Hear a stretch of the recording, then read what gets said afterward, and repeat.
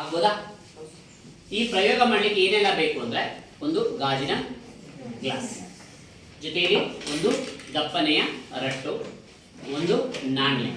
ರಟ್ಟು ಜಾಸ್ತಿ ದೊಡ್ಡದಾಗಿದ್ರೆ ಅದಕ್ಕೆ ಇದೇನಪ್ಪ ಅಂದ್ರೆ ಈ ಗ್ಲಾಸಿನ ಮೂತಿ ಏನಿದೆ ಇದನ್ನ ಇದು ಮಾಡಿ ಒಂದು ಸ್ವಲ್ಪ ದೊಡ್ಡದಾಗಿರೋದಕ್ಕೆ ಕಟ್ ಮಾಡ್ಕೊಳ್ಳಕ್ಕೆ ಕತ್ತರಿ ಬೇಕಾಗ್ತದೆ. ಇದಿಷ್ಟೇ ನಮಗೆ ಬೇಕಾಗಿರುವಂತ ಒಂದು ಪ್ರಯೋಗಕ್ಕೆ ಬೇಕಾಗಿರ್ತಕ್ಕಂಥ ಒಂದು ಸಲಕರಣೆಗಳು ಅಥವಾ ಉಪಕರಣಗಳು ಅಥವಾ ಮಟೀರಿಯಲ್ಸ್ ಅಂತ ಹೇಳ್ತೀವಿ.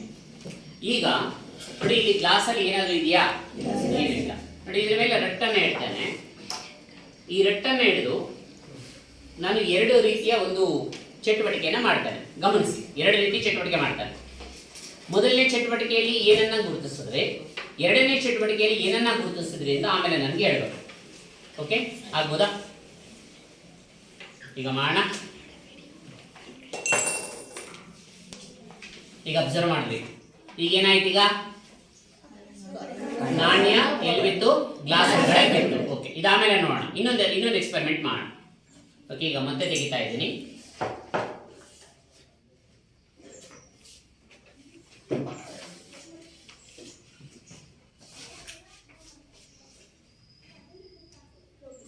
ಓಕೆ, ಈಗ ಮೊದಲನೆಯ ಎಕ್ಸ್ಪೆರಿಮೆಂಟ್ ಅಲ್ಲಿ ಏನನ್ನ ಗಮನಿಸಿದ್ರೆ, ಯಾರು ಹೇಳ್ತಾರ?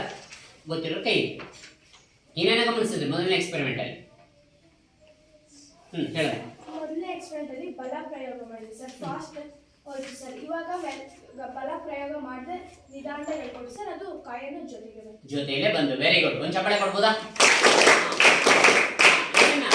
ನೋಡಿ, ಮೊದಲನೇ ಪ್ರಯೋಗವನ್ನು ಮಾಡಿದಾಗ ನಾನು ಇದ್ರ ಮೇಲೆ ಒಂದು ಬಲ ಪ್ರಯೋಗವನ್ನು ಮಾಡಿದೆ. ಓಕೆ, ಯಾರಾದ್ರೂ ಒಬ್ರು ಹುಡುಗರು ಟ್ರೈ ಮಾಡ್ತೀರಾ?